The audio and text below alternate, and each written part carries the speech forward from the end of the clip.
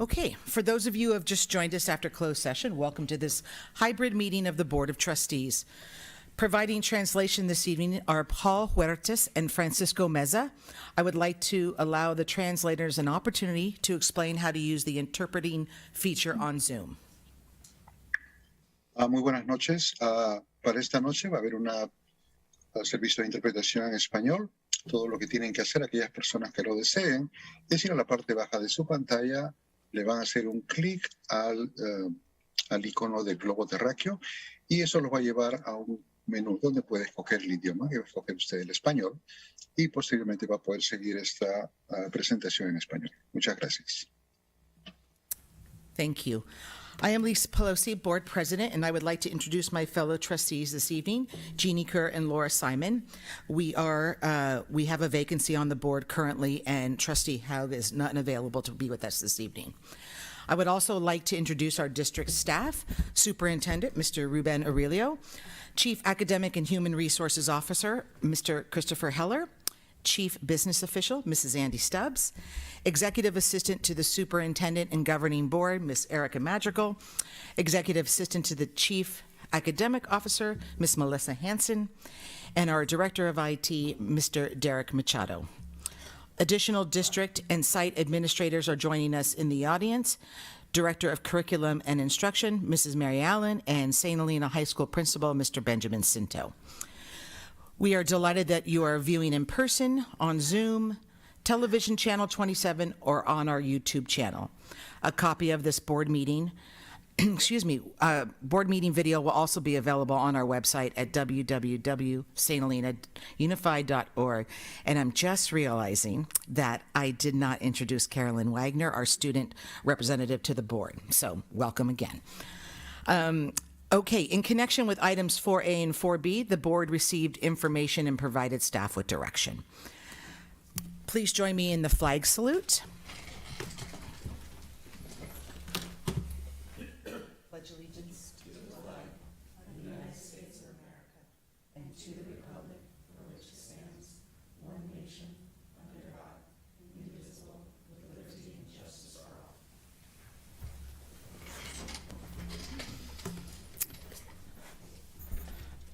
Okay, we'll move on to item 6A, which is public comments at our St. Helena Unified School District Board meetings. Up on the screen is just the protocols for public comment. In brief, they're limited to 3 moments. Please state your name and address if you come to the podium. And as a reminder, the board cannot engage in any dialogue with public comment due to the Brown Act. So is there anyone present who wishes to publicly comment on items not on the agenda? Thank you.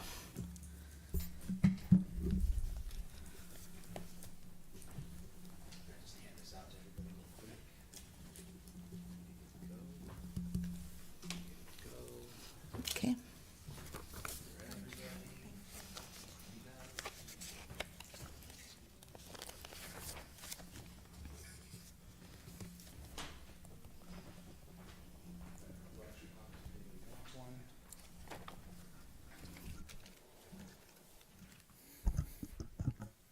Good evening, everyone. My name is Anthony Montelli. I live at 1100 Fulton Lane here in St. Helena.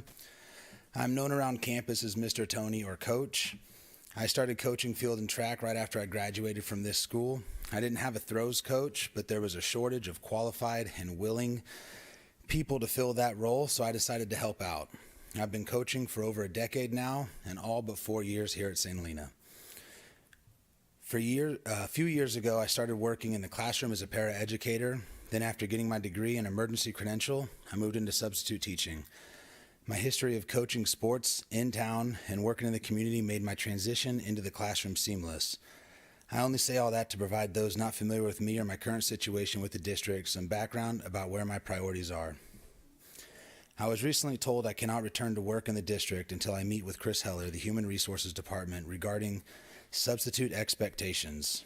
I was totally shocked to hear this, as my last assignment had gone really well. It turns out the expectation I did not meet, as explained to me by Mr. Heller, is that I have no personal time from 8 a.m. to 3:30 p.m. on days that I am working, and specifically posting a picture to Facebook during my lunch break is against the district's policy and employee expectations. When I asked to see these policies or expectations, he could not or refused to produce them. I tried to ask clarifying questions, but Mr. Heller became incited and sarcastically referred to me as attempting to be the savior of St. Helena due to the nature of the post. According to the district's acceptable use policy for district technology that I just handed out to everybody, staff may use the internet for incidental personal use during duty-free time, provided such use is otherwise consistent with this policy. During this discussion, he threatened to remove me from the district if I did not comply with the expectations. We left the meeting with that understanding. Then I found out a few days later, not from anyone at the district office, that he had a reliable, well-known substitute removed from the district during a sub shortage when teachers are stretched thin enough, not because of my performance in the classroom, but because, as he put it in his email to me, he was not impressed with my demeanor or attitude, as he tried to explain his position to me. As a result, he doesn't believe I should continue to work with students. Mind you, Mr. Heller has never observed me in the classroom, and I think if you ask the teachers and students of this district, you will hear a completely different opinion about my attitude and demeanor. All of this because I posted a picture of the pool during my lunch break. I didn't blame anyone. I didn't go anywhere special. I walked by, I snapped a pic, said love the green water. To me, this feels a lot more like whistleblower retaliation than a breach of any district policy. Thank you very much for your time. Is there anyone else present who would like to submit public comment? Anything online there, Ms. Madrigal? If there are any Zoom participants who care to provide public comment, please hover towards the bottom of your screen and raise your virtual hand. I'll wait just one moment. Thank you.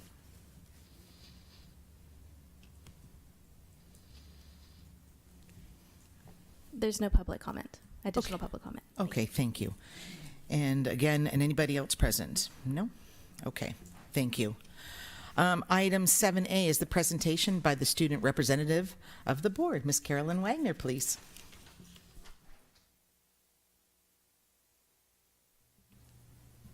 Hello, good evening. Next slide, Erica.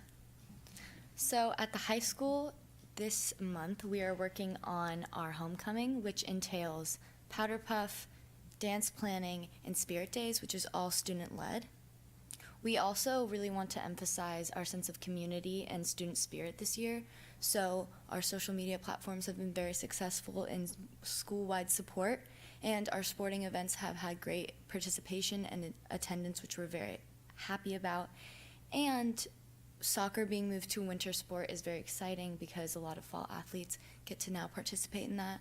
Today we had Club Rush, which really allows our students to be a part of our school and be integrated into our communities and really makes our student body enriched. Next slide, please.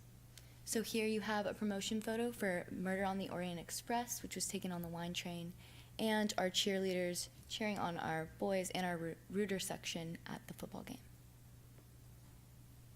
At the RLS, SSA, which are our Safe School Ambassadors, had their first training.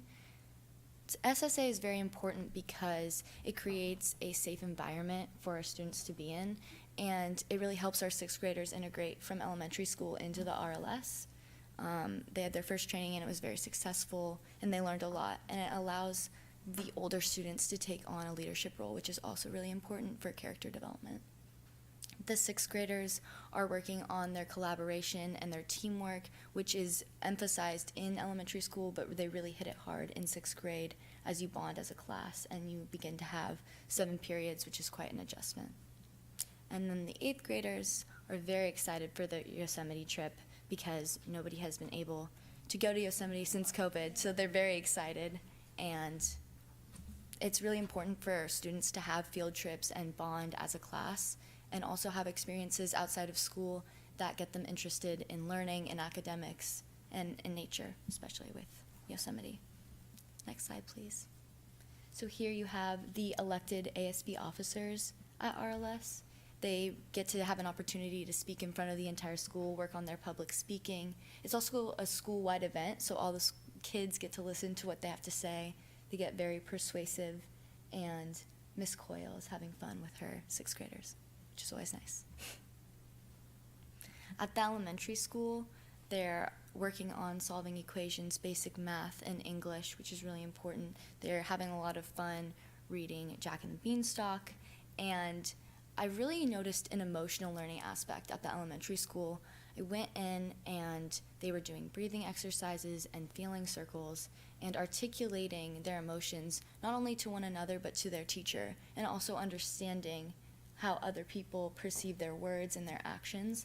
They have their standards, which are respecting one another, listening, and solving problems every day.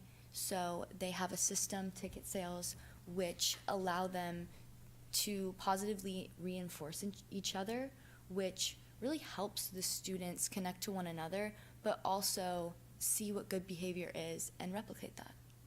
So it's really beautiful. Next slide, please. So here you have a picture of the feeling circle, which helps them differentiate between what they're feeling and how others are feeling, and then some of the math that they did the day I went. At the primary school, TK is adapting to the new environment that they're in, so there's a lot of active listening skills that they're trying to reinforce. There's also breathing exercises which help reorient that attention, which is so quickly lost. And really just the same thing at the elementary school, respecting one another, following instructions, and just creating a happy place to be. I think that's really important for all the schools and for all the students here, that we're all happy, we all feel safe, and we're excited to come to school and learn. So here we have some colors and some fun illustrations with Eleanor. Any questions? Well done. No, thank you. That was a great, thorough report, so thank you. And we always like the photos as well, so appreciate you including those. Okay, we'll move on to item 7B, which is the presentation from the Up Valley Family Centers, our annual report. I'm going to, Jenny Ocone and Marcella, did I say that correct? Rodriguez? Okay, great. Thank you for being here. Thank you. We're really happy to be here. Please remind me where I point the clicker to. To you? Okay. So I'm Jenny Ocone. I'm the Executive Director for the Up Valley Family Centers, and we come to the school board on an annual basis to provide an update on the ways in which we've partnered, and we have had a very good partnership with the district over some time. It's growing and has kind of new features to it depending on what's happening, but we're really excited for this school year because we're not limited so much by the pandemic as we had been over the past couple of years. So I'm here, and my colleague Marcela Rodriguez, I'm going to give kind of an overview of both what we accomplished last year with the school district, but as an organization in St. Helena as well, just to also provide an opportunity to share some of the work that we've been doing in the community. And then we'll talk a little bit about what's planned for the coming year. Let me see here. What am I doing? There we go. Yeah. So we, the Family Center offers a broad scope of social services to the Up Valley community. We, for most of you know, but have offices here in St. Helena and in Calistoga. And we serve people of all ages and backgrounds, and then also have services available directly on the school campuses. We have 4 program areas at the Up Valley Family Centers, and we have been providing services in the region for 23 years. I'm going to go through each of our program areas to provide an update about what we have been doing over the past year. So the program that is most closely aligned with our work in the schools is our Children, Youth, and Schools program. And we provide services to a range of ages in the community and also in the school campuses. We also partner with other organizations to bring services up Valley. So the one of the programs that we do before kids come to school is we have a Niños Activos play group, parent-child play group, that we have offering twice a week at our offices by the St. Helena Presbyterian Church. Parents and their young children can come. And last year we had 31 families participate in that program. It's free and drop in, and a good opportunity for the little ones to begin social skills and school readiness activities. At the elementary school, we partnered for the second year in a row this summer, providing social groups during summer school using the Second Step curriculum. Our youth specialists did that work at the elementary school, and it, I think, was sort of a supplementary activity to what the students were doing in terms of academics. At the middle schools, we have a youth mentoring group called Claro and Clara, and that program provides weekly mentoring groups, gender-based.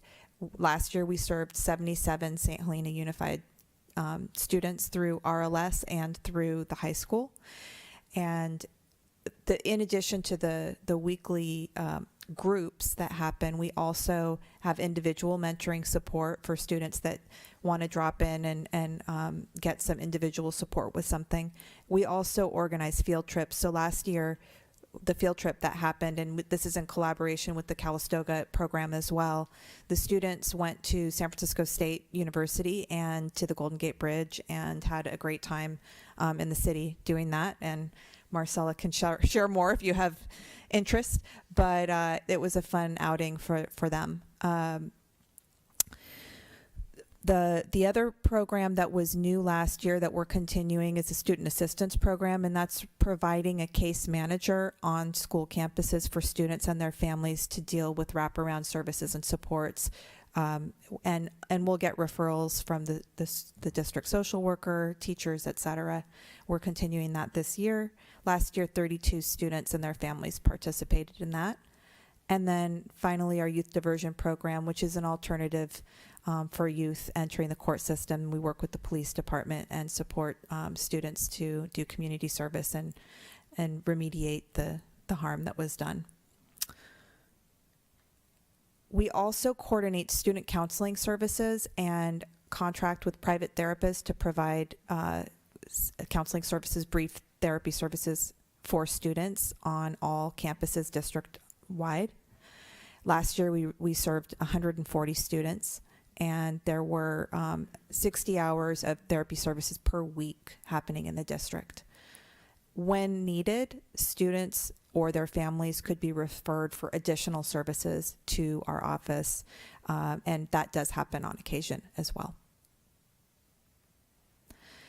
Our program for family and senior wellness, the one where some of the services have happened on school campuses are PPP, Positive Parenting Program, and that's happened at the primary school. A lot of the St. Helena Preschool for All parents have participated in those workshops. Last year, 43 parents attended. We also provide individual one-on-one services for parenting through our practitioners at the office.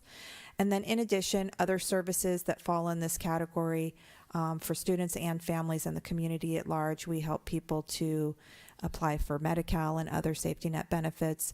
We also have provided emergency financial assistance to families when they're at risk of losing their housing or having challenging economic times. And it's been, a trend due to the pandemic that we've seen higher needs in that area. And then finally, we just got finished wrapping up our disaster case management program for households impacted by the 2020 wildfires. So still going on, still people recovering from that. Last year, we served 324 households with that. And our last couple of programs, community engagement, economic success, just to say we have an immigration program and served quite a few people with helping to become U.S. citizens, and also file for other immigration remedies and receive consultations about their status. So you can see that there. And then we also do our annual Dia de los Muertos event. We're having that again this year, but we reached 300 people through that event last year, held at the campus, the Upper Valley campus, college campus. We also have free tax preparation services that we offer to the community, and stay open late on those nights to help people when they're done working, they can come by our office. And so we'll be doing that again this year. But last year we served 538, which is actually lower than we usually do. But because of the pandemic, and we rely on also trained volunteers for that program, it was a little bit lower last year. But we expect we'll probably be serving higher this year now that things have opened back up. And did a lot of outreach around the COVID vaccines in the community and around emergency preparedness in general with our Promotora program. Okay, I'm going to turn it over to Marcela, who oversees the staff who work in the schools. Good evening. So this upcoming school year, we're really excited. A lot of new programs happening and a lot of continuing services. For example, we've had an increase in hours for counseling services this year, so we'll have 5 therapists and 71 hours each week district-wide. We are, like Jenny mentioned, we're continuing our student assistance program, and we were actually able to have one of our case managers assigned just to the St. Helena School District, which is Susana Garcia. She'll be working out of our office here in the elementary school, but we're able to dedicate a case manager. And then we are continuing with our tutoring volunteer coordination for TK through 8th grade, and we are currently seeking community volunteers.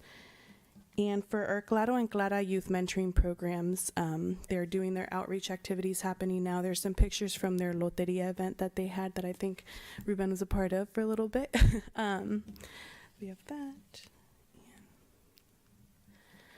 So in partnership with the district, we're really excited. In other ways that we're partnering is with the community schools and wellness planning, the process that has been started here at the high school, working closely with the admin staff here. And part of the process is a family and student needs assessment that they are getting started on. This new school year, we're also able to staff all of our Up Valley offices on campus with the additional space. So we will have someone in there Monday through Friday from 8 a.m. to 5 p.m. to help assist those students in need and families. We're really aiming, our goal is to create an inviting safe space for students and families to come get services. And we're able to, with the Napa Valley Vintners is also providing funds through the Youth Shine initiative to help us support those efforts. We also, like Jenny mentioned, we have our Triple P discussion groups that we do more of in like a group setting for parents, but we do also do one-on-one consultations, continuing our partnership with youth diversion services and restorative practices and any referrals with that, as well as working closely with Roxana to connect to social services, whether in the district or in the community. And other ways that we partners with our Up Valley Partnership for Youth Coalition, which is community-wide, and Mary Allen has been a part of it, as well as Sean Garrity. And that coalition works on providing education and, I guess, preventing and addressing to reduce problems related to youth substance abuse. So there's a lot of work that we're doing with that. And then just some upcoming events we have on Monday evening at the Carnegie Building, our CHP Start Smart class. And then we have a parent night, Drug Talk 101 with the SRO, which will be on October 6th. And then we are getting ready to do presentations to the 5th and 7th graders. And then we're gonna have a student run poster competition with some prizes in partnership with the Blue Zones Project.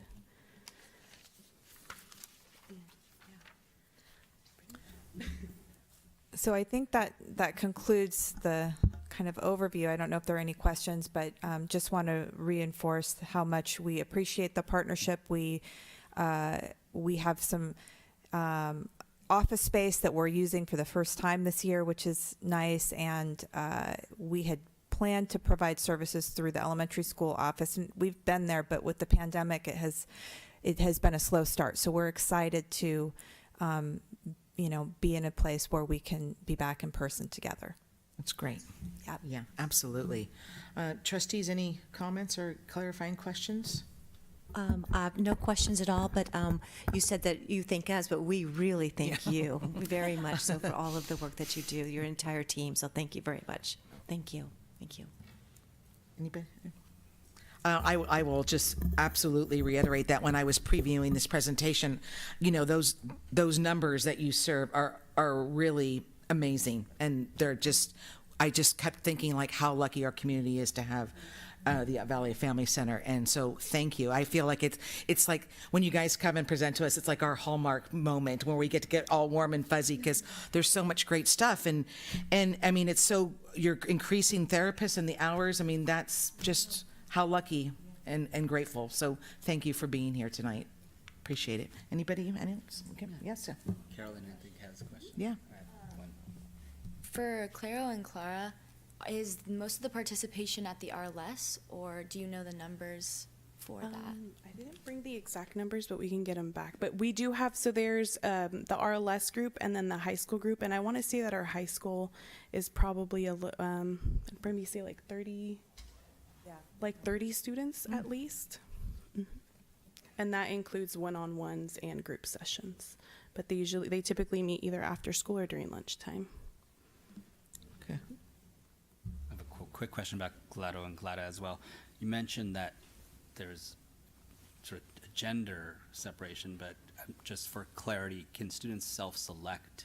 Absolutely. Perfect. Okay. They're not No. earmarked they to a can gender. select. Okay. And the 140 students that were served, I guess, last year, was that mostly individual? Was that a combination of individual and group sessions? How? Yeah, that was a combination of district-wide individual and group sessions. We also did do some one-on-ones at the elementary school for additional support. So that I would say those numbers include the elementary school, the RLS, and the high school. Perfect. Thank you. And I thought of one thing to ask, actually. On your upcoming events, how are those promoted? Are those through your website? Are they pushed out through all the schools? Yes, Erica is so helpful. She Okay. helps us communicate those. And She is post helpful. them. We- Yeah, we post the flyers. We do a lot of cold calling at the Family Center too. Okay. So we make connections with families and we call and invite them and let them know. Great. Okay. Thank you again. Thank you. Thank you very much. Okay, we'll move on to agenda item 8 is communications. We're gonna on item 8A, since Trustee Haug is not here, she will present next month on her board report. So we're gonna jump to item B, the superintendent's report. Mr. Aurelio, please. All right. Thank you. And I think, Erica, you're pulling that up. Perfect. So good evening, everyone. I am excited to be presenting my second superintendent's report. I was mentioning earlier that I think I've lived a full year of seasons in St. Helena, from the high heat to the fog and rain coming soon. So should be interesting. Trying to get it all the way in 1 month. So we're going to skip to the next one. So in this report tonight, just some reflections on the past month. Obviously, we all felt the heat wave. I think it's important to share some of the information we received from the county and the mitigation strategies we used to address the heat, which was severe. And then I do have a brief update on District of Choice and the admissions plan for 23-24, and then, of course, a reminder of upcoming events. So August to September was a very busy month. Everyone was back in school. I attended all 4 sessions of the Back to School Night events. We had great turnout, some amazing programs that were offered for families. I was really impressed with RLS and how they accounted for Spanish-speaking families that evening, where they cohorted the groups and had them move through each of the periods, making sure that they had Spanish language translation available for our families. That was a fantastic and thoughtful practice. I've been to a number of sporting events. I've been to, I believe, 3 football games, even an away game last weekend in Petaluma. And it's been really fun. I'm hoping, I took a picture with the cheerleading squad on Saturday, and I haven't received that picture, so maybe I'll include that in the next slide deck. And then I held my first subcommittee, and I know the trustees will be sharing some information about that. We had the Student Equity and Belonging Subcommittee. I met with our mayor, and it was really nice to see the bottom picture. There are the teachers being celebrated at the halftime of the second home game we had, and that was really nice to see. Next slide. I've been in a number of our schools. I've been doing some sort of random drop-in visits. Everyone is so welcoming. It's been really nice to just walk into classrooms. I got to see some lessons, including, I think I was in kindergarten when we were balancing on these kind of stilt walking things. It was really I was hoping I didn't twist an ankle. But it was just great. If you ever want to just be uplifted, you go to the primary school, right?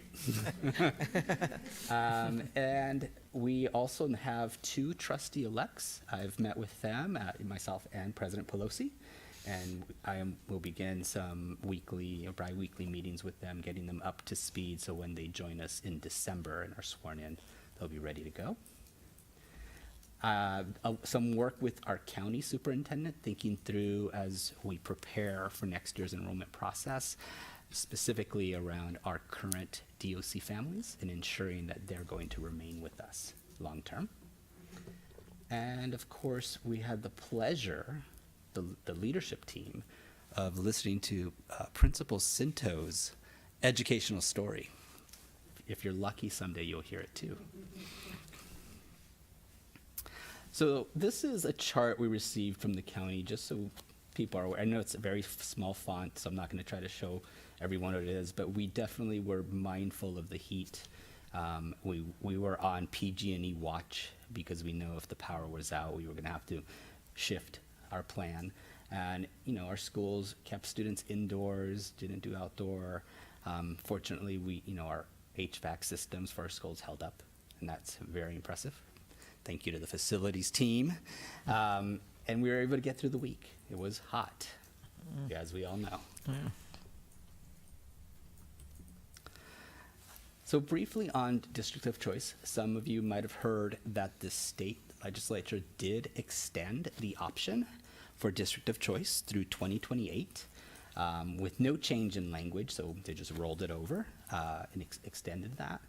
We will be bringing next month to the October board meeting a recommendation for you all to ideally take some action on the direction we want to move into next school year around enrollment and admissions. That will potentially require some revisions to our board policy 5117 and its administrative regulation. And when we do bring this plan to you in October, we want a complete plan. That would include timelines, the process for admission, if we're going to do a lottery system, what that looks like, what the application and procedures would be. So it'd be a complete presentation for a decision. Okay. And then just upcoming events next week. Those of you who need your COVID-19 vaccine or booster and flu shot, we do have a clinic here that will be offered. That is open to Believe students and also community. Yes? Yes, good. I will be getting my booster on the 20th. And we do have I heard this is an exciting time of year. I've never experienced it, but there's this thing called homecoming coming up at the high school. I think they even shut down a street in this town for homecoming. So that's an exciting event. I'm looking forward to that. The RLS does have their parent equity event that was postponed, if you recall. Right. So this is the rescheduled date, and that will be held in the PAC, the Performing Arts Center. Now, we do have back-to-back parent events the following night on the 28th. We have an event that is primarily going to be given in Spanish with English translation. Okay. And we have a keynote, Jaime Carillas. I will be sharing a bit of my story as well with the parents that evening. So we're really excited about that. And of course, today actually is the beginning of Hispanic Heritage Month. Starts today, goes through mid-October. Okay. We have an event coming up, the primary school and the elementary school at Lyman Park on the 6th around Hispanic Heritage Month. I know the 2 principals have been working really hard with their families to coordinate that event. So I'll be there with that one too. And then for those RLS Walk to Roll School Day is on the 12th. So get your bikes out. Okay, thank you. Trustees, any questions or clarifying questions? I do have one question to ask you. On that parent equity event, are other parents welcome to join that, like for high school parents, elementary, everybody's? They're welcome to attend. It is geared towards RLS because the students will be working with the same presenter during the day, so it's a connection to that, but it is open to all. Okay, great. Is it being promoted to other schools? I mean, The focus has been RLF. Sure. It is out. It is promoted. okay, okay. And then I think, did I have one other? No, I think that was great. So we'll basically too, I think the big takeaway for us is that, we'll Decisions. make some bigger decisions in October with DOC. So, and trustees at that, as we move closer to that, if need to schedule meetings, if we, meet two at a time or whatnot, to go over some data with the executive cabinet, and Mr. Aurelio, we'll do so to help our decision-making process. Okay, thank you. Anything else? Everybody good? Ready to, okay? All right. 8D, the St. Helena, 8C, Superintendent's Subcommittee Reports. So that is going to be, let's see, what's that? Yeah, and I think, and yeah, it's you guys, and then budget, but I'm sorry, I was looking for the breakdown and I don't see it right here. So why don't you go ahead and start? And just so you know, this is just to anchor. I threw a little slide deck together Yeah. for you all. Okay, I'm going to start with the Equity and Belonging Committee, but before I begin, what I did want to say to Superintendent Aurelio in his report is thank you for sharing your report in English and Spanish, and thank Yes. you for sharing information in our subcommittees in English and Spanish. So. Okay, so we met at the Equity and Belonging Committee, and we merged the two committees. So now it's the Wellness and School Climate and Student Equity and Belonging Committee is under the umbrella of Equity and Belonging Committee. And we had our first meeting of the school year, and we reviewed past district actions regarding building equitable learning environments. And those actions were divided into 4 categories. So they are teaching and learning, school-wide systems and structures, family, caregiver, and community partnerships, and district and state policies. So those are the district actions that we discussed that are regarding building the equitable learning environments. And then we discussed how diversity, equity, and inclusion leads to belonging, and examples of a school culture of learning, what that looks like, and what barriers to belonging looks like. And I appreciated the personal questions that you had us, answer personally some questions about how we feel about, I remember the first one was one word to describe, yes, acceptance, yeah. And we all came up with ideas, and I like how you had us use our phones, and we had to type it into our phones, and then it jumped right onto the screen, so we could, that was a really neat way for us to access and then share instead of a bunch of little Post-its and things like that. So, but Junie, is there anything else you'd like to add? Yeah, so as far as exactly what you were just talking about, it was great to see that, because then everyone's voice was heard within or seen within the group, which was what was really good, and that was through the Slido interactive slides is what that was called. So yeah, That's right. Yes. I looked that up today just to make sure. Yeah, and then I was really there was, when we were doing the introduction of the committee members, one of the questions are, why are you here? And again, through the interactive slides that we were able to see everyone's response, they were all student-centered. Every single one of them were student-centered, and that's not it shouldn't be a big surprise, but at the same time, it's something to acknowledge. And then and I really enjoyed the thinking about the questions. We actually did that in small groups, and then we shared out about what barriers exist in our district that keeps students from belonging and thriving. And there were some very interesting answers to that as well. And I think it's, and I come back to what our student board representative said about, at the end of the day, we just want our students to be happy, safe, and come to school to learn. So I think that was said very well. That was very well said. I'm looking forward to the next meeting, which it looks like it's December 1st. And just so you know, the QR code on this slide deck is a link to the deck from that committee. So the public wants to see that, Great. they have access. Yeah, that's fantastic. Yeah, it's wonderful. I was like, just looking at that going, okay, that's an opportunity for even as trustees for us to go in and get that, so, And you'll okay. see on the slides that Superintendent Relo posted all of the barriers that we shared, and all the things that we decided leads to belonging. Okay, Yeah, so great. it's just all clear in the report. It's really Okay, nice. thank you. Yeah, And how many people sit on that committee? quite a few. It was well attended, very Okay, well attended. okay, that's great. I mean, I want to say, 20? yeah, at least 20. Okay, that's great. Yeah. Okay, thank you. And I believe the other committee is the Budget Operations Committee that we met yesterday. And I'm not going to actually go into too much detail because I know Miss Sandy Stubbs is going to bring it home for us later on.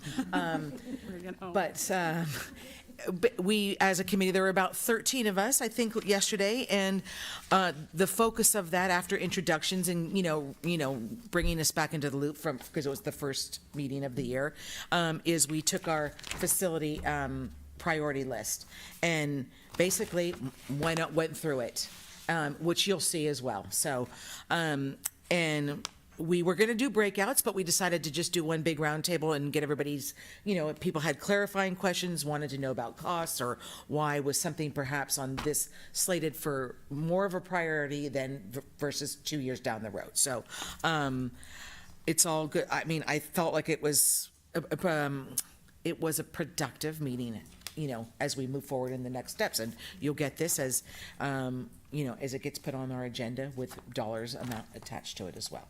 So, And similar presentations Yeah. uploaded. So, okay. Thank you so much for doing that. That's great. Okay.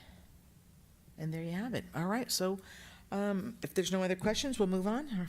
Yep. Okay. 8D is the St. Helena Teachers Association report to the board. Mr. Brandon Farrell, please. Good evening.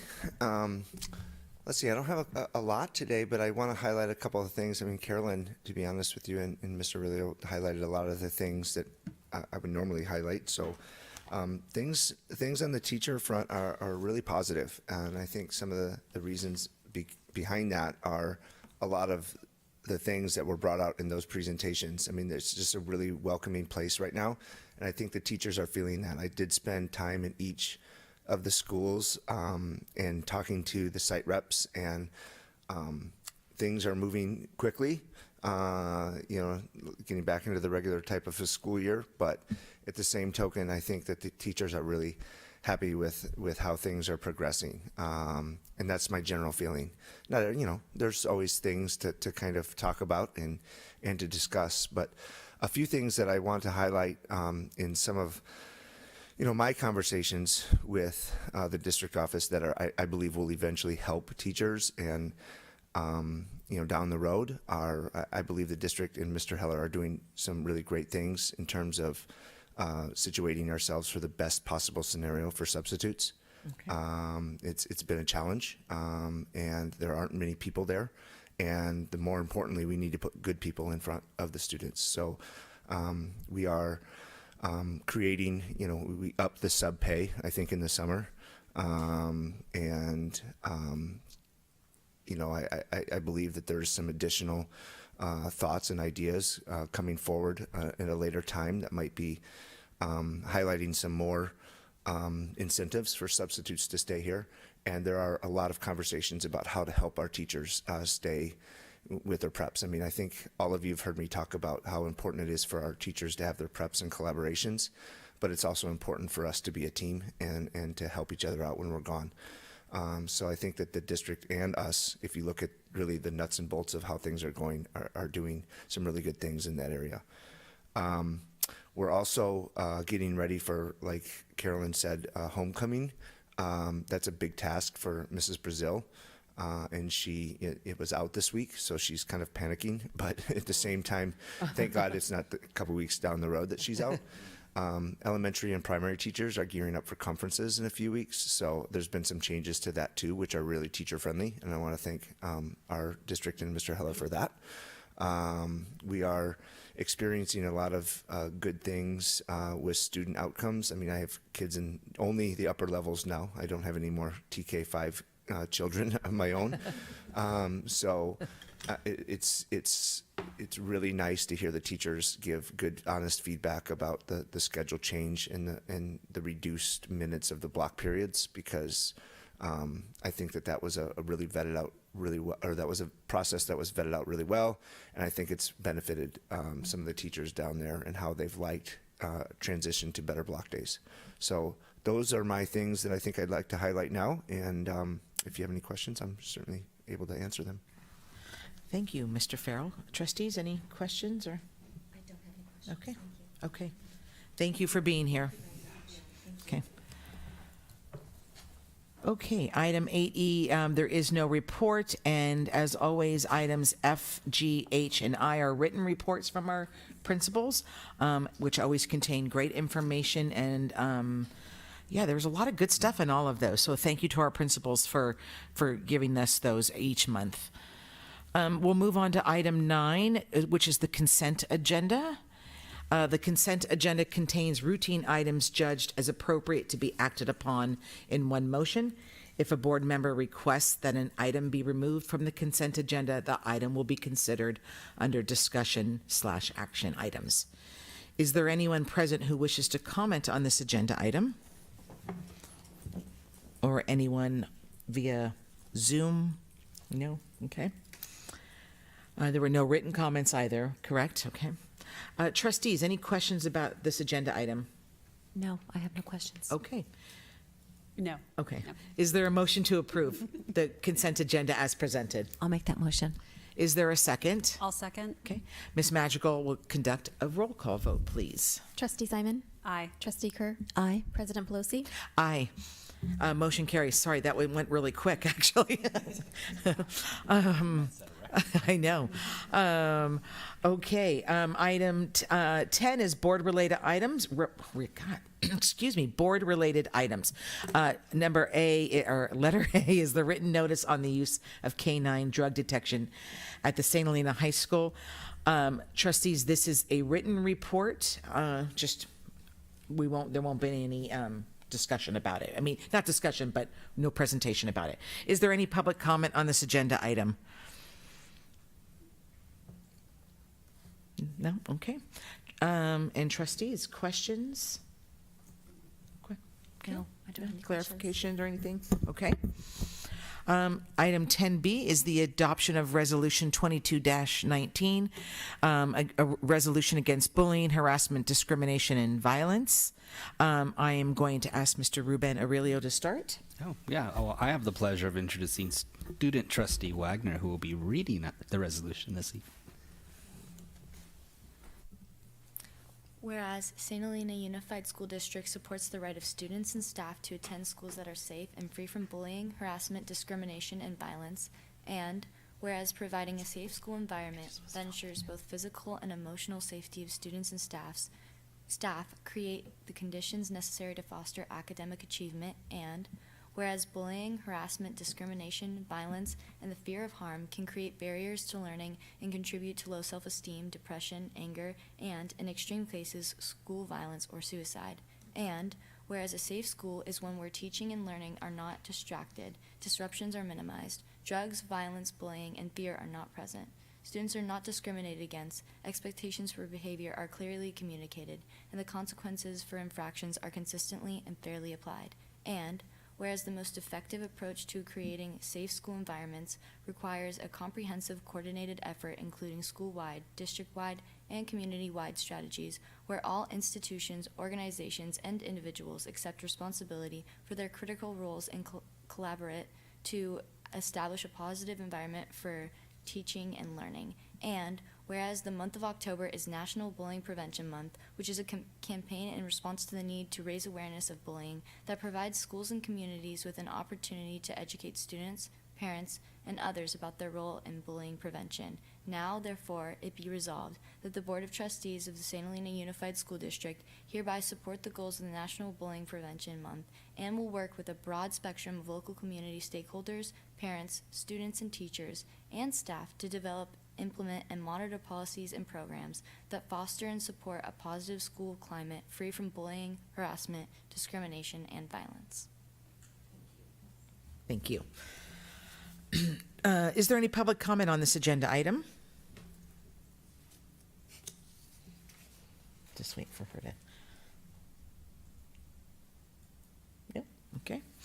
Trustees, any questions about this agenda item? No questions for me. Okay. I just want to say that this is such a critical resolution, and I want to again thank the parent group and the principals and the staff last year that took a closer look at the board policy and added the AR and the discipline plans at each campus with consequences and clearly laid it out. I just feel like that good work is probably already being used this year, and again, I just want to thank the entire staff and parent community for improving upon that to make communication more clear and to really have a better understanding of consequences in the district. So Great. thank you. Yeah. Thank you very much. Okay, is there a motion to approve the adoption of Resolution 22-19 against bullying, harassment, discrimination, and violence as presented? I motion. Oh, actually, you're going to come in next. I'll have one of these guys make a motion, please. I'll make that motion. Okay. Carolyn, would you like to cast a preferential vote? Okay. Aye. Yeah. Is there a second?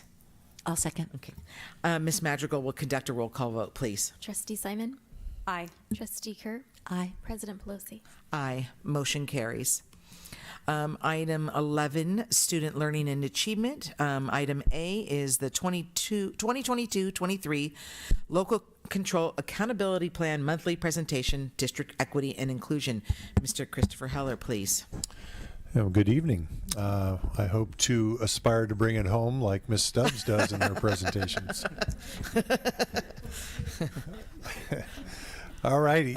So tonight is a first presentation of our LCAP plan for the year, and we're going to focus a little bit on the racial diversity, equity, and inclusion efforts done at the district level. The principals will be presenting monthly starting in November, and they'll focus a little bit more about their side efforts. But tonight we're going to talk about the things that we've done district-wide in the past few years.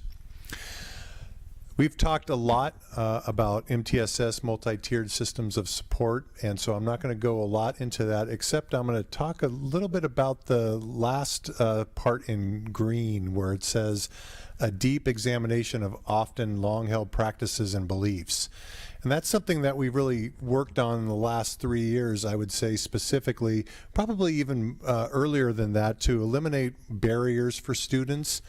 You see that in terms of prerequisites for course taking at the high school, eliminating some of those prerequisites that were in the past to allow students opportunities to take courses that kind of traditionally have held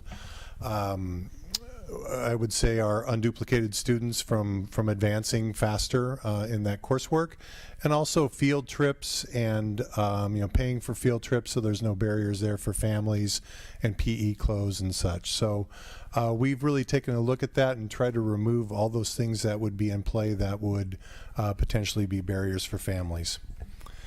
Excuse me. And so part of that is a district-wide focus that starts at the top. It starts in the superintendent's office, through district administration, down to site administration, and it comes to the governing board. And by the governing board in the recent years taking actions to pass resolutions to recognize our marginalized communities, that's been one of the things that have resonated amongst our staff and students, is to hear it at these board meetings, the resolutions that have been passed to support our students and families, especially in the schools. And you could see the 4 resolutions that have been implemented, I think, in the past 2 years. And then, of course, the Equity Committee will be looking at other possible recommendations in 2023 for approval. This work is not just something that is approved here and then it is just something that we say we do. You could see on the next slide, as LGBTQ Pride Month in June, you could see the different activities that occurred at each of the sites. So when we pass resolutions, the sites, as mentioned earlier with Hispanic Heritage Month, they find different activities that can do that they can celebrate with their students and their families in the community. All right, on the next slide, this has been a focus of our staff development this year, is the work in equity. Last year we really focused in the LCAP on wellness and making sure that everybody felt good about the return to school and taking care of themselves, and ways that we could support people not just in the classroom but outside of the classroom socially and emotionally. And this year, with our focus on equity, we have a lot of different things going on. The aforementioned Washington group that's working specifically with RLS, but with potentially other families as we expand those opportunities. Jill Barnes delivered our keynote speech. She's from Napa County Office of Education, and she delivered our keynote speech here in August to kind of kick things off. And you can see the things that she covered in her presentation. In October, we're really excited about having Jonathan Brown.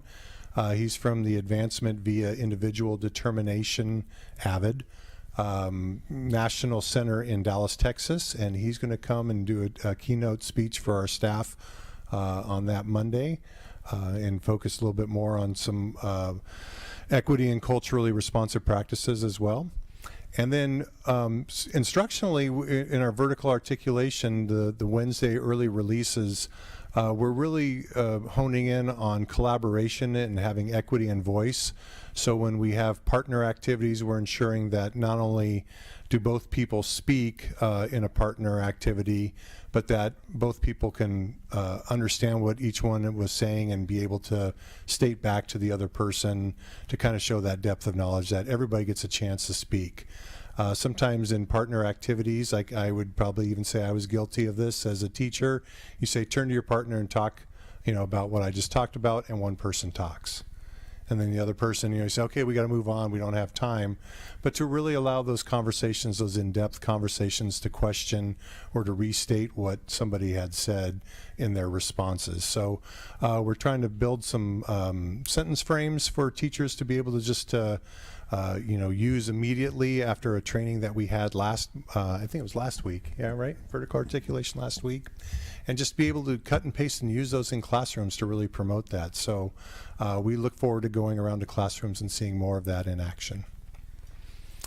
And then our last slide, I was really focused on this and thinking about this in past years in terms of our demographics. And so I did a little research with the help of my assistant, Melissa Hansen, who helped compile some of this data for me. The district has 189 employees, and the charts on the right show the breakdown in percentages of all of our employees district-wide. And I know the percentages don't add up to 100% because some claim 2 or more ethnicities, and so there's some outliers to just the general statistics I was looking for there. So I knew somebody was going to ask that question, so I preempted that.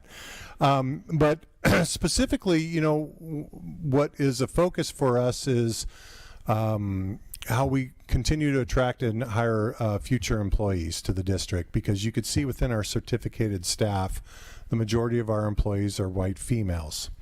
And as we look to be diverse and broaden our hiring practices, we want to have certificated staff onboarded that are reflective of our student body as much as possible. So as we take a look at hiring practices, those are some of the things that we want to be mindful of. Obviously, we want candidates of good credentials and backgrounds and experience as much as possible. However, when opportunities exist to hire staff that might be more reflective of our student body, we need to be mindful of those practices as well. So I thought that was interesting data to share with the board and the community, just to show that we are looking at that type of data. And with that, I'll just take any questions or comments that the public or the governing board has. Okay, thank you, Mr. Heller. Is there any public comment on this agenda item? We do have a Zoom participant who would like to provide public comment. Okay, great. Alicia, please unmute your mic so you may provide comment.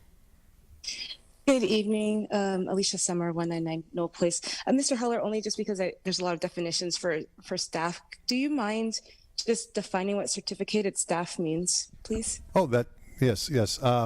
Typically, those are teachers with or employees that have a degree of some kind, and those would mostly be your administrators, your teachers, psychologists.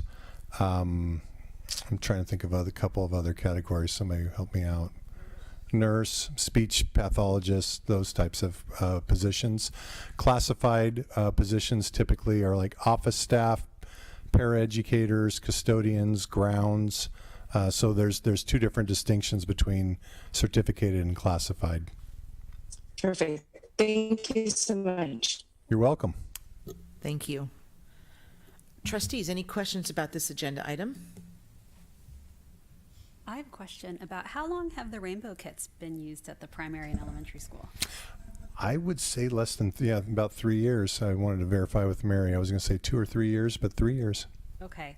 I do have to say, I have to hand it to the district with the equity clubs at the RLS and the high school and the rainbow kits, with being progressive and forward thinking about making sure that all students know that no matter what their family looks like, that it is a loving environment and should be accepted and should also be portrayed in their classrooms to build belonging and equity and confidence. So I commend the district. Thank you.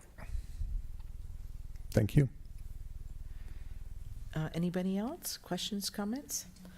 No, I was looking at this presentation and thinking from, I was kind of, feeling very full of pride as thinking back even 5 years ago and all the things that have happened in the last 5 years. And I know, the pandemic derailed a little bit of this work with this kids not being on campus, but I know there's more work to be done, but this has been great, and we've come good ways. So thank you to everybody doing the work. Appreciate it. Thank you, Mr. Heller, again. Okay, so now we're on to item 11B, the presentation of the 2022 California Healthy Kids Survey data. Mrs. Mary Allen, please. Clearly, I'm not that tall. And Andy, I'm going to try to bring it home before you get to it, so let's see if we can do that. Nobody wants you to have that. I like that. We're gonna tease her all year on that one. No, appreciate the comment. So, tonight has been focused on relationships, belonging, and equity, and that's kind of the charge of this year. We really want to hear everybody. We want to hear their voices. We want to hear the parents. We want to hear the community. We want to hear the students. Tonight, in reference to the Healthy Kids Survey, this is on the student voice. So let's go ahead and start, and feel free at the end to ask me any questions as we go along. So the Healthy Kids Survey, as you know, we give this every year. It's administered once. It used to be administered in November. Now it's administered in the spring, which I like. So we'll be administering again in the spring. It's given to 5th, 7th, 9th, and 11th graders. It is anonymous. We don't know who's, checking the box as far as names, but we do know percentages, and we're always over 85% of our students that fill out the survey, so we're very happy about that. Last year we instituted another survey, and this one does associate with a student number that goes into our data zone, and what we get with that is overall, plus we also get to kind of support students that might be not checking areas that we would want to check up on in reference to not feeling close to an adult on campus. So we do have those results, and the sites are following up on students that are what we call in the red range, which is an area of concern of why are you marking that way? How can we help you? How can we support you? So from the overall, it helps us with student climate for the Healthy Kids Survey, seeing the big picture, and then from the Data Zone SEL survey, it helps us from the student perspective and the student picture. So just wanted you to know that. I just went over the purpose of that. And then I'm going to give you some of the results from last year. Again, we've been in COVID, but we've been one of the fortunate districts. We did come back to full-time instruction, far better than some of the other districts. So when I talk about a little bit, and I'm not going to get into all the slides, but when I talk about the state average, they are dealing with several districts that were not in session. So I'm going to give you some of those percentages, and they are going from 1920 and 2021. The last year's data for the state is not up yet because we have to wait for the dashboard. Okay, so what you're seeing in front of you right now are just our students, for the most part, really think there's an adult on campus that cares about them. And I can't tell you, based on the resiliency and the mega-analysis, having one significant adult in your life that listens and cares about you is huge. And it has a ripple effect in reference to self-esteem and taking care of students and making them build those resiliency factors that they need to be able to handle any problem that comes along. So I feel like our teachers are doing a good job. We need to do better. As you can see, but you know, at least we're above 50%, and I can tell you that that's above the state average. So we are doing better in that area. Next slide right here, student connectedness, and you can see the comments under there. There's a variety of questions that are asked to students. I'm happy with this school. I feel like I'm a part of this school. I feel close to people at this school. And again, you can see that we're high, in those areas. And this is broken down by Hispanic and Anglo. But for the state average, for 7th grade, it's 62, and we're at 73 and 82 for 7th grade. And for 9th grade, it's at 57, and we're at 64 and 70. And then for 11th grade, it's 53, and we're doing 55 and 77. So, I think we're doing pretty good. Whoops, I did 9th grade. Sorry about that. So I was doing 2 years, 21 and 22. So we went up last year, but we're higher than the state's average. So I'm happy about this, and we should be happy about this, that our students are feeling connected to our schools. Meaningful participation is the next one. I can honestly tell you that this is low no matter where you go. And this has to do with students feeling like they have a say with the work that's given in the classroom. They have a say with the rules that are set for the campus and for the classroom. They think that they're making a difference. They do interesting things. So across the board, the state's average runs about 28 to 30, and so we're kind of in that ballpark as well. Next slide is school is really boring, and I put this in here because it does have a factor. Two things. One is Ruben is the word that we're looking at is belonging, feeling like I'm belonging, feeling like this is a great place to come to. But also the other side of the factor is if they're so totally bored in school, sometimes you disengage and you disconnect. And so we do want to look at this factor of what our students are telling us in reference to feeling bored in school. Now, on the positive side, school is worthless and waste of time. You can see that we're very low on that. So even though they're bored, they do feel like they're getting something out of school. So that's a positive side for our students. In reference to alcohol trends, let's go ahead and get into that one. We are twice the average. I would say when I was looking through all the data, 9th grade is the area that we need to focus on. So when I was looking at this particular slide right here and the other data, we're twice the usage for alcohol in 9th grade for the past 30 days.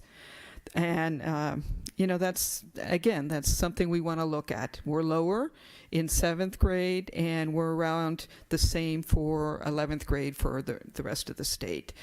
But 9th grade is high. Marijuana use. We're lower than state's average in 11th grade, and I think that's great. We're not higher than state's average for 9th grade for marijuana use, which is interesting. We're higher than average when you get to the vaping one in 9th grade, but for 9th grade for marijuana use, we're lower than the state's average. And that's where you can see the e-cigarettes right there. mental health trends in reference to the state. 7th grade for the state is 14, and we're at 13. 9th grade is 15, and we're at 20. And 11th grade is 16, and we're at 17. So we're not so far off of the state averages, but again, you know, our target is to have 0. And so, you know, anything that we see right there is a concern. And when Marcella was talking about the 140 students, just to clarify for you, the 140 students were our 4 contract therapists that were seeing our students, not the Claro, not the Clara, not the Aldea, not all of our resources that we have. It's our 4 contract therapists, and mostly 90% is individual time.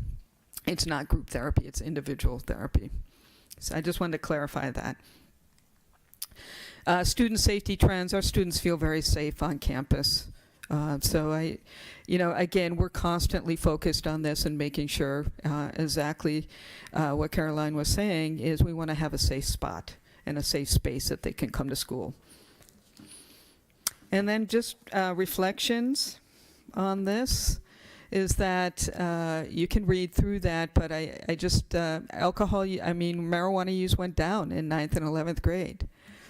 Last year, and our suicide, as I stated, it did double for us in the last 12 months in 11th grade. Even though we're running average with the state, it doubled for us. And I could feel that. We all could feel that.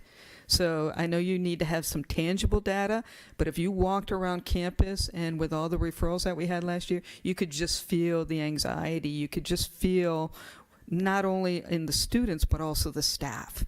There was just a general feeling of anxiety going on last year. Unpredictability, just not comfortable. Other reflections. Let me see if there's anything that jumps out at me on this one. That we're just going to continue, I think, reflections as well as actions. Our whole focus has been for the last couple of years, and has always been, but I think it's more intentional now, is just really hearing student voice. Just hearing the student voice of all students, whether you're in special needs, whether you're Hispanic, whether you're dually Hispanic and special needs, whether you're LGBTQ, it's just hearing all the voices and hearing what they're saying. I think as a school district, having been around a variety of districts, we do a really good job, but we can always do better. And the best way that we can accomplish that is by hearing everybody's voice. And I think the more we can do that, the better it's going to be. And that's a little bit of why we focus in our LCAP on equity, wellness, and just making sure we're creating that environment that everybody wants to come to. And I think you can read the rest of this, but we will continue. And, you know, Andy, Chris, and I have been focused, and now Ruben have been really focused on bringing in mental health resources. And I think one of the best things that we ever came up with, and she's not here to take the appreciation, but bring on Roxana Plancarte. She's doing an excellent job, and we're really refining our systems and bringing in a lot of different resources. We are focused on a health wellness center for the high school that we're working towards. So just having that little element of taking care of that side of the equation helps the academic side of the equation. So we're going in the right direction. Right. And that concludes my presentation for tonight. Thank you so much. Is there any public comment on this agenda item?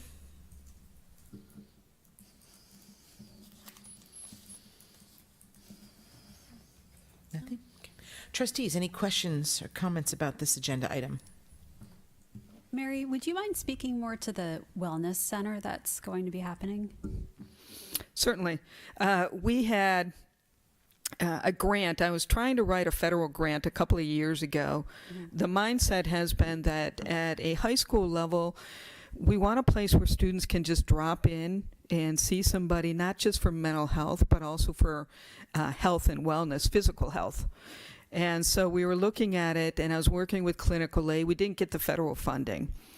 So there's been other state fundings that are related to community and schools to create a health and wellness. We don't qualify for any of those grants because our populations aren't high enough.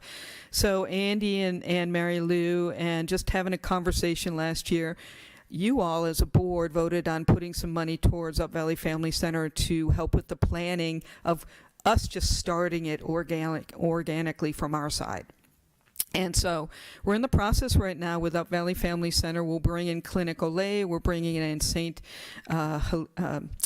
Adventist Health. We're bringing in all the players from the district to start planning what does a health and wellness clinic look like at the high school level.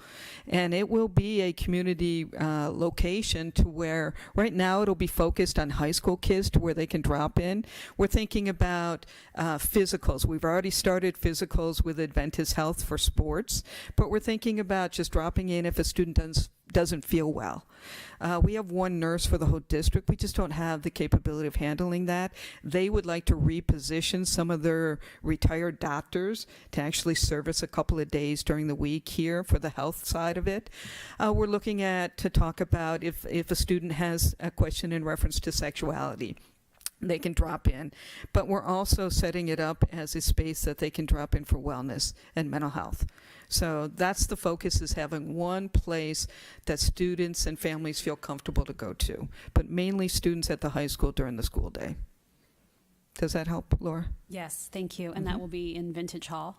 That will be in Vintage Hall. Right now we'll be looking at the room down below. Again, we're in the planning phase. It's going to take a good year to get all these pieces together, but we've already started it, so we're excited about it. Okay, thank you. And then I have one question about the California survey. Is there a place on the survey where kids can leave comments, or is it just multiple choice? Or click? It's the Healthy Kids survey is multiple choice, no place to leave comments. The data zone, they can leave comments, and there are open-ended questions that they leave comments on. Perhaps at next year's, could we see some of those comments during the just during the presentation? I don't know if you've done that in the past, or if that would, I would be curious. I think some of the questions are, what do you like about school? What don't you like about school? What would you like to see changed in school? So they're kind of open-ended questions related to that, not so much personal mental health questions. Okay, but perhaps some that are pertinent to your presentation. I would absolutely appreciate to see them. Some of them. Yeah, absolutely. Okay, great. Go ahead. So, thank you very much. I first want to say, extend my gratitude for always administering this, your team administering the surveys, as well as the Data Zone survey as well. We do get a lot of interesting information from it, and really makes you start thinking about different things that we can do and things that we can change. What I wanted to mention to trustees and to those that I watched the city council meeting on Tuesday, and they actually have they had our student representatives of city council. It sounded like the council members put together an open-ended survey, and it was distributed out to the RLS and the St. Helena High School students, and there was pretty good participation on that. So that is actually those results are actually shared in the on the agenda, so you feel free to look at those. And then also, I watched when the those representatives, the student reps, actually spoke about it, and they spoke about so their takeaways, possible solutions, next steps, and so it was really interesting to hear what the students had to say as well on behalf of their colleagues, their student colleagues, and I'm only mentioning this is because this is just a great time where we continue to collaborate with the city of St. Helena too, as far as our youth in St. Helena, because we're all servicing the same group of students, and it was actually very interesting. So if you do have a moment to watch it, it was interesting, and the survey results were quite interesting as well. what the next steps are is one of the students, he specifically asked whether what they would like to do is they would like to create their own survey now and survey the students with their own survey questions. And the council were completely on board with that. So it sounds like that's going to be kind of the next step to kind of see what what the city council and the city can do to provide more safe spaces and spaces where our students feel like they belong outside the school day. And it kind of made me think about there's the big not push, I'm not trying to say that, but in a positive way, community schools where schools are combined with kind of city things where students can come to the schools and play basketball in free time and that type of thing. So that's something that maybe we should maybe explore a little bit as well. Thank you. So, And we yes. can thank, we can thank Ben back there in reference to getting those 3 student representatives on there and starting that process. Exactly. And I have to laugh. I was smiling at you because Priya was going to steal some of the Slido stuff that you were doing. And so I'm wondering if Priya showed that at the city council. Did she do any Slidos? No, actually, she didn't. Yeah, No. they'll come. They'll come. She was impressed. She wants to do that. But yeah, we're super excited to be connected with the city, and we'll do whatever we can. I mean, it's a partnership. We're a small community. We all need to work together.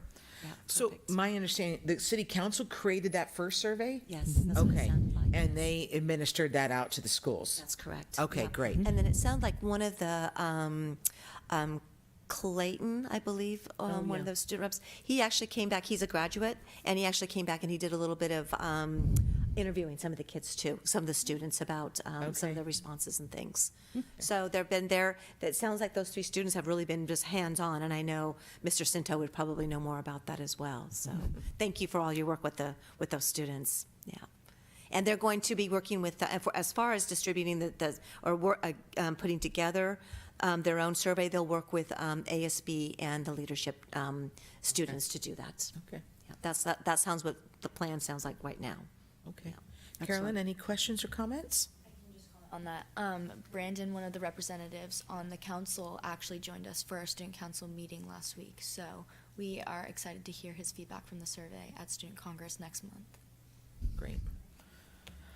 I think, yeah, again, Mary, thank you always for this information. I did have to, slide 6 about the meaningful participation. So, I think I spoke with you about this a little bit too, Mr. Aurelio, is that it seems like the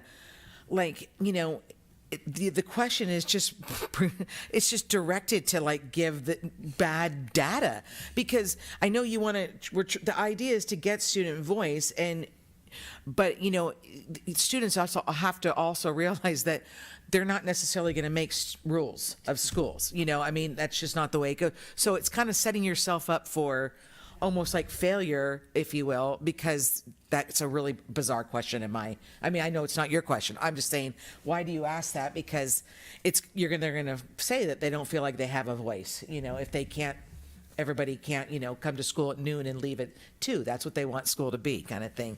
And then I had one other question I was going to ask you, and I just lost it. Oh, well, I apologize, but I can't remember what it was. All right, well, if it comes to me, I'll email you. I apologize, but I don't have it on me right now. So, trustees, anything else?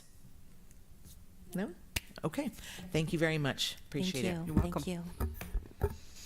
Okay, on to item 11C, information on the Learning Recovery Plan, Interim Progress Written Report. Ms. Mary Ellen, again, please.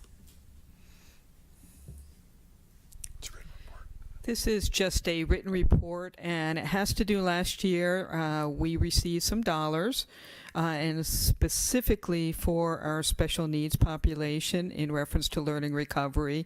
And so we had to write a plan last year, and then this is just a mid-year report on if we're changing the plan a little bit, and we did, just in reference to, I think our big focus is because we've been in disproportionality, meaning that we have a higher than normal rate of classifying our students, our Hispanic students in special ed. we've been in disproportionality. So what we've been doing for the past couple of years, we're not in there any longer. I want you to know we passed. We're not there any longer. We no longer are under review. And that's a lot of hard work on our special ed staff. They've been doing a great job. But we've been putting a lot of dollars towards training. And it's paying off. And we just had a training. A matter of fact, yesterday, our school psychologists, as well as several of our teachers, went to a training in reference to how do you work with a multilingual student in the special ed classroom? What are some of those strategies? The other part of that training was how do you assess a multilingual student prior to even getting into special ed? Because most of the testing, similar to SAT, ACT, is normed on the white population. And so the conversation yesterday with a professional that is actually creating the assessment tools, it's using assessment tools that are normed on cultural populations. And so that's just, it's just fascinating stuff, and we're getting better and better and better at looking at that.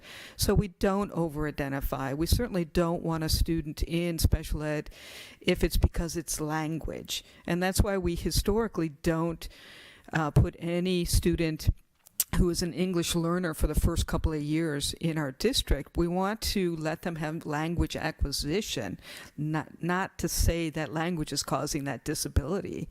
And so we've been doing a lot of training around that, and kudos to the staff, because I think we're making huge leaps and bounds in that direction. So the plan is just morphing it a little bit. Okay. Okay. Thank you. Mm-hmm. Is there any public comment on this agenda item?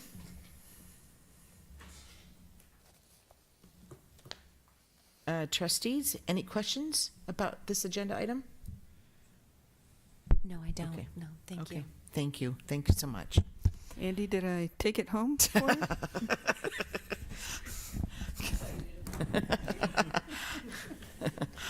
you? Boy.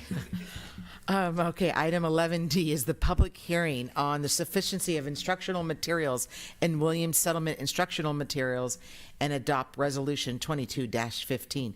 Mr. Heller, please. Yes, one more warm-up act before the main show here. So this resolution and public hearing align with California Education Code 60119. The Williams Act settlement to ensure each pupil in the St. Helena Unified School District has been issued curriculum to meet the state standards of achievement. The attached documents are certifications of the curriculum sent forth by our library and media techs who issue the curriculum and signed and verified by the principal. I will note that some of the curriculum from the primary and the elementary school is in the form of a consumable, as they use those annually, and some of our textbooks are web-based, and so as long as students have been issued devices to take home, that qualifies as well. So I just want to point that out. So at this point, I would request that the board conduct a public hearing and approve the adoption of the resolution to certify the information provided in compliance with the Williams Act. Okay, thank you. The public hearing for the sufficiency of instructional materials is now open at 7:28 p.m. Comments during this public hearing should be limited to the sufficiency of instructional materials only. It is our goal to hear from all who wish to be heard. We now invite members of the audience or those joining us virtually to address the Board of Trustees on the sufficiency of instructional materials only. We will hold this hearing open for at least 1 minute.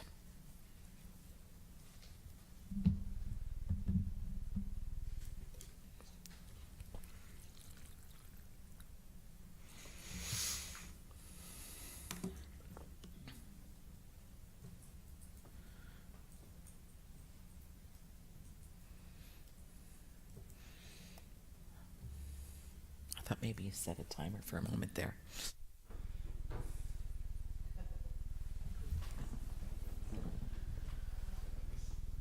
I'll wait a couple more seconds.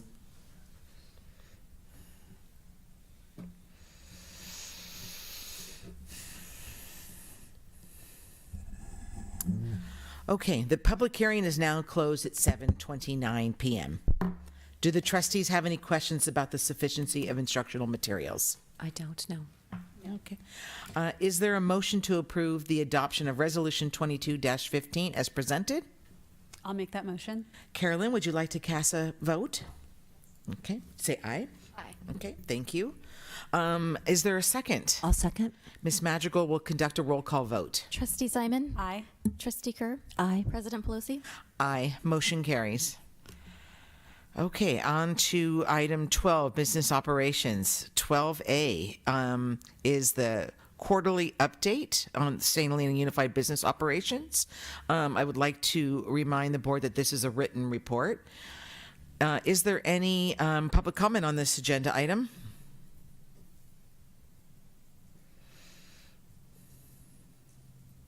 No. Okay, trustees, any questions about this agenda item? I have no questions. No. Okay. Carolyn, any questions or anything? Okay. All right. Thank you for submitting that for us. As always, it's very comprehensive. Okay. Items 12B is the review and consider approval of the 2021-22 unaudited actuals report. Andy Stubbs. Thank you. And now for the moment that apparently we've all been waiting for, the 2021-22 unaudited actuals report. And Erica will advance the slides for me. Thank you, Erica. And so this is the final report for 2021-22 until the annual audit report is presented in December or January. And next slide, please. And so this slide here provides you with kind of an overview of the unrestricted and restricted general fund, the financial picture. And so the key thing to focus on here would be the increase to the fund balance of approximately $2.2 million as we close the books for 21-22. And of that $2.2 million, approximately $280,000 is restricted. And then the remaining $2 million or so would be an increase to the unrestricted fund balance. And actually that would be $3 million. However, in August, the board approved the transfer of $1 million from Fund 01 to Fund 17, our special reserve. And so it's good that we concluded the year with an increase to the unrestricted fund balance of approximately $3 million between Fund 01 and Fund 17 because the board had also approved the use of approximately $3.3 million towards the RLS track and field project. And so here we see a comparison between where we were with our estimated actuals in the spring as we were preparing the 2022-23 original budget package where we see the estimated actuals. Compared with where we are in the fall as we close the books on 2021-22. And so this is the comparison that you see in the SACS forms in the board agenda item, so we like to highlight the changes there. And so we really only had a significant change in two areas. And the first is at the very bottom there with local revenue because we always book donations and scholarships and so forth as we receive them. So as the year goes along, we receive donations. That's when we book the revenue. And then also with other state revenue, and the main change there has to do with our STRS on behalf account. And I'll just take a moment to remind the board that in recent years we've had to show the state contribution to our STRS retirement system on our books, and so it's kind of a pass-through account, and so we show the revenue and the expenditures there for the sake of transparency. And so we get the final information at the end of the year from the Napa County Office of Ed so that we can make that final accounting and journal entry. So that's why we see a big change there, and that's all on the restricted side of the house. Okay, and then the next two slides show the comparison between estimated actuals and final closing of the books for expenditures. And what we see here, the first three have to do with our personnel expenses, and those small changes there mainly have to do with supplemental pay budgets like substitute time and so forth, and then also reducing vacancies for a couple of positions that were not filled during the 21-22 school year. And then on the next slide we see our expenditure categories that for costs that are not related to personnel, and most of the changes there have to do with restricted budgets. So we will often budget a placeholder in supplies and materials and or services and operating, but then if we don't use those placeholders during the year, then those restricted funds just carry over into the next year. And then on the unrestricted side of the house, we didn't spend as much as anticipated, of course, on field trips, and then also some professional development, and part of that has to do with kind of recovering after the pandemic, and then also the use of some restricted funds for professional development expenses. And then on the next slide, we will see the transfer of $1 million that the board approved during the August board meeting there at the bottom.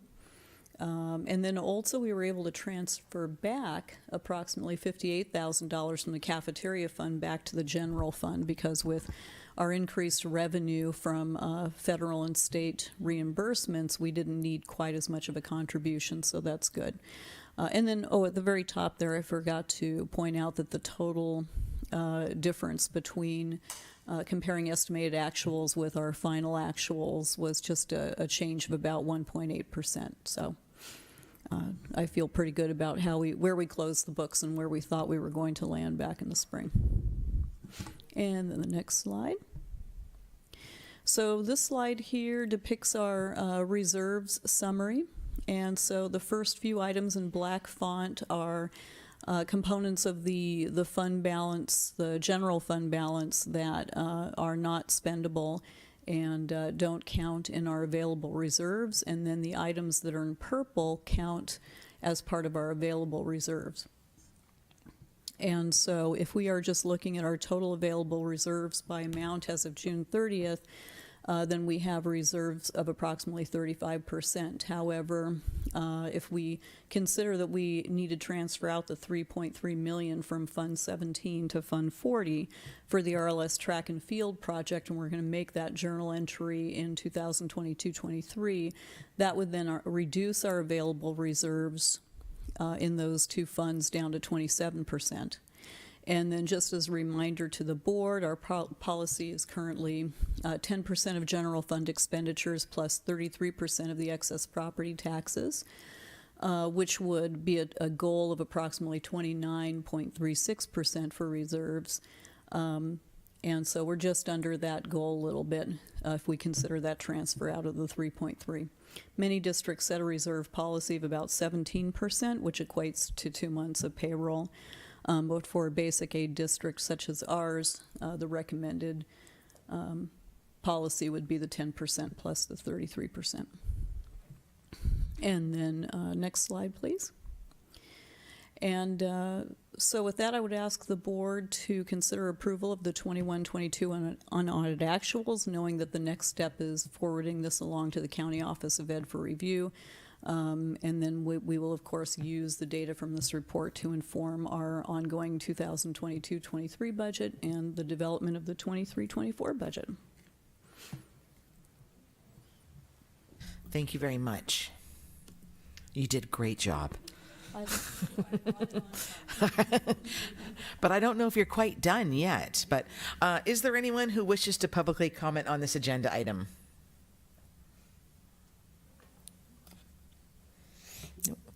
Trustees, any questions, comments about this agenda item? I have a quick question. So the, what am I trying to say? I just was, hold on.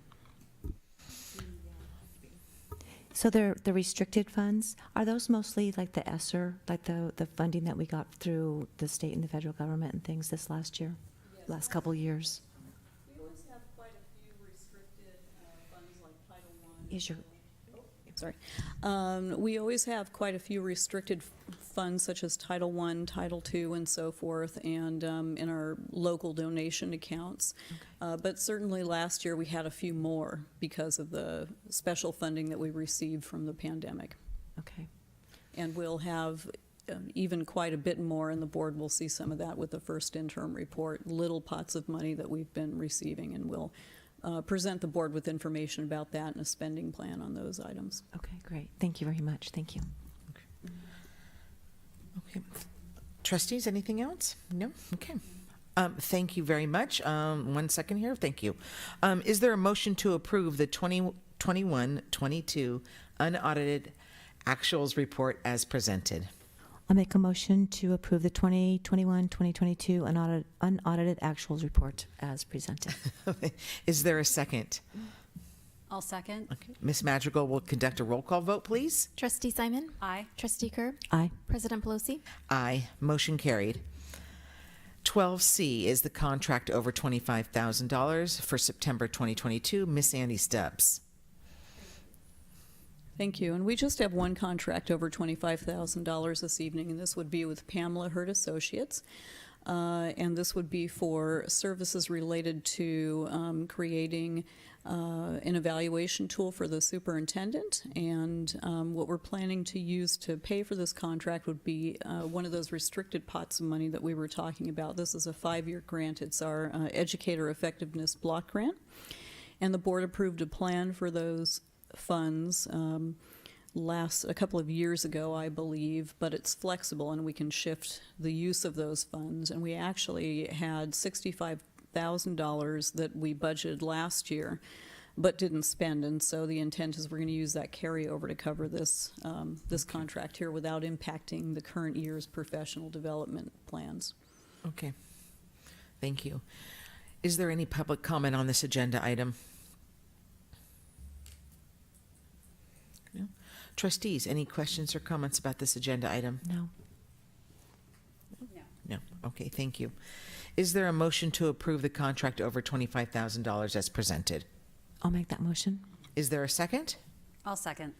Ms. Madrigal will conduct a roll call vote. Trustee Simon? Aye. Trustee Kerr? Aye. President Pelosi?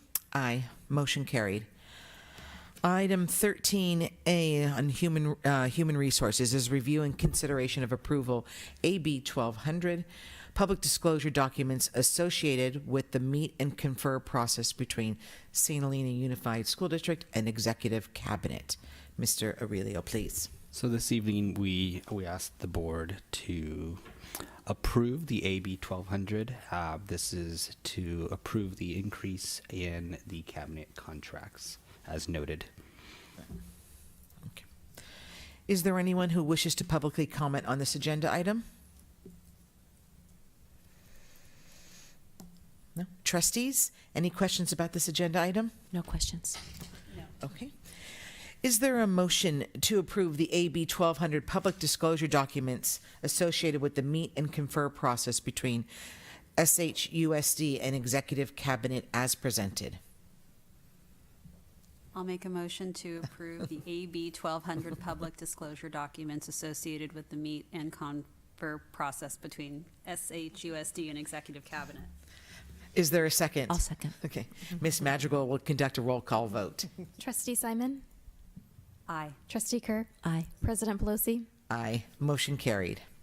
13B. Excuse me. Okay. This is me. Okay. All right. At tonight's regularly scheduled board meeting, the governing board is asked to approve a contract amendment with the district's Chief Academic and Human Resources Officer, Christopher James Heller, effective July 1, 2022.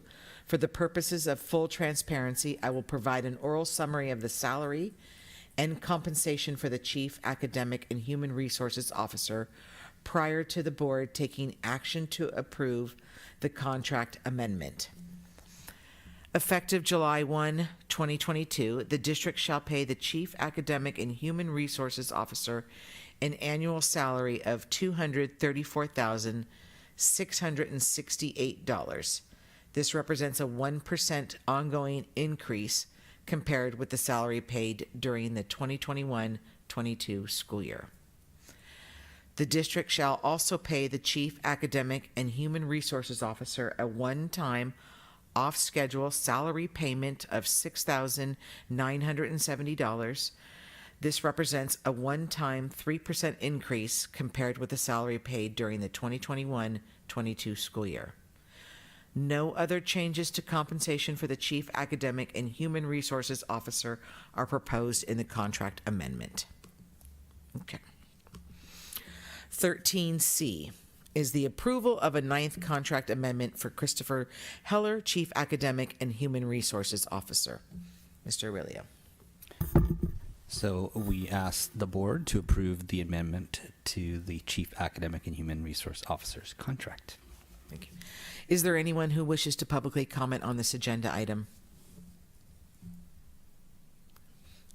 Trustees, any questions about this agenda item? No questions. No. Okay. Great. Is there a motion to approve the 9th contract amendment for Christopher Heller as presented?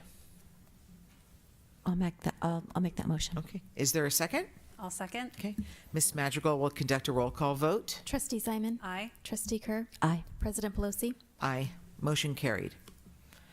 13D is the oral recommendation regarding salary and/or fringe benefits for Andrea Stubbs, Chief Business Official. At tonight's regularly scheduled board meeting, the governing board is also asked to approve a contract amendment with the district's Chief Business Official, Andrea Stubbs, effective July 1, 2022. For the purposes of full transparency, I will provide an oral summary of the salary and compensation for the Chief Business Official prior to the board taking action to approve the contract amendment. Effective July 1, 2022, the district shall pay this Chief Business Official an annual salary of $234,668. This represents a 1% ongoing increase compared with the salary paid during the 2021-22 school year. The district shall also pay the Chief Business Official a one-time off-schedule salary payment of $6,970. This represents a one-time 3% increase compared with the salary paid during the 2021-22 school year. No other changes to compensation for the Chief Business Official are proposed in the contract amendment. Item 13E, Mr. Aurelio, approval of the 10th contract amendment for Andrea Stubbs, Chief Business Official. I'm going to try to take it home here. We ask the board to approve the 10th amendment to the CBO contract for 22-23. Is there any public comment on this agenda item? Okay. Do the trustees have any questions about this agenda item? No questions. Okay. Is there a motion to approve the 10th contract amendment for Andrea Stubbs as presented? Motion to approve the 10th contract amendment for Andrea Stubbs. Is there a second? I'll second. Ms. Madrigal will conduct a roll call vote. Trustee Simon? Aye. Trustee Kerr? Aye. President Pelosi? Aye. Motion carries. Okay, item 13F is review and consider approval of the 2022-23 salary schedule for Executive Cabinet. And Mr. Aurelio, please. So as a point of process, we need to publicly share the updated salary schedule, so we ask for approval of that schedule. Thank you. Is there any public comment on this agenda item? No.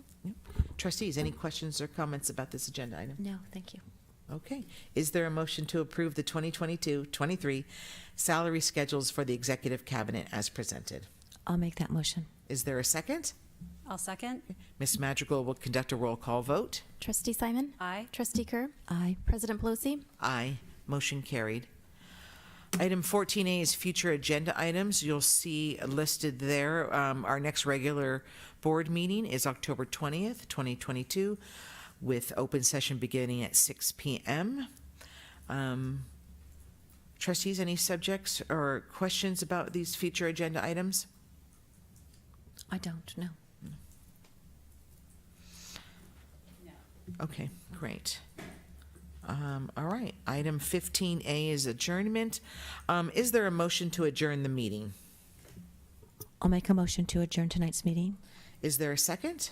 I'll second. Ms. Madrigal will conduct a roll call vote. Trustee Simon? Aye. Trustee Kerr? Aye. President Pelosi? Aye. Motion carried. Meeting ended at 7:48